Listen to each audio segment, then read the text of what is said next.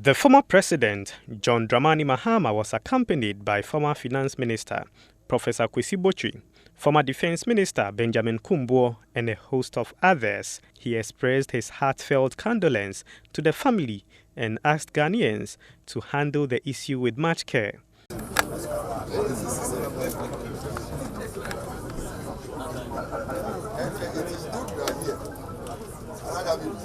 For the funeral, we need to slaughter somebody. So, for the funeral. Yes, sir. Who will slaughter you? Okay. Oh, I swear.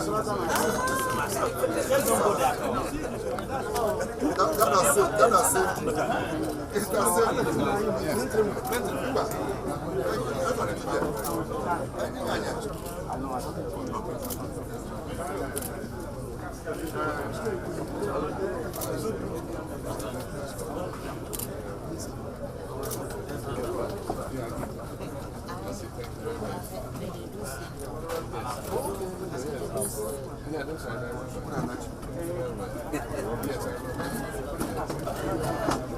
I traveled on an international assignment, and I was just getting ready to return from India when I received this very, very terrible news.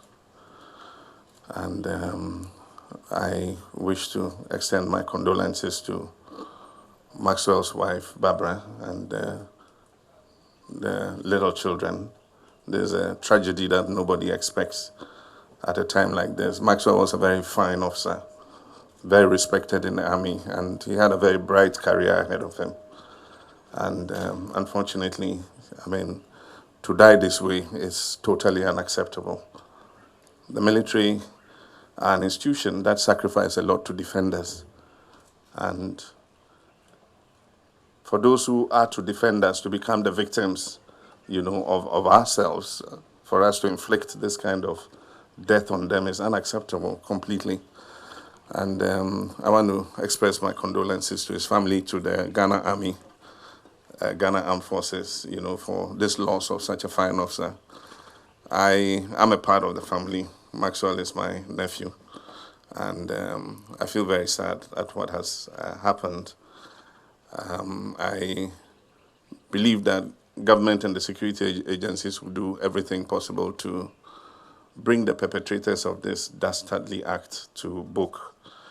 If we are able to find out who did it and properly prosecute them and apply the penalty, I believe that it will serve as a deterrent to people who engage in mob justice. If this happens, then Maxwell's death would not have been in vain. But if the perpetrators get away with it, then the impunity will continue. And the question I ask myself is, how many more innocent people haven't died, through this kind of barbaric justice? It's never been our culture to kill humans in this wicked way.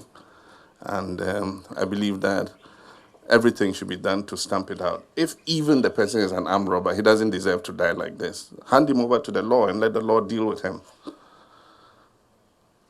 But we're faced with this tragic situation. It's not been a very good week for us. I arrived also to hear the passing of the Bolera, my uncle. And so we have a double bereavement.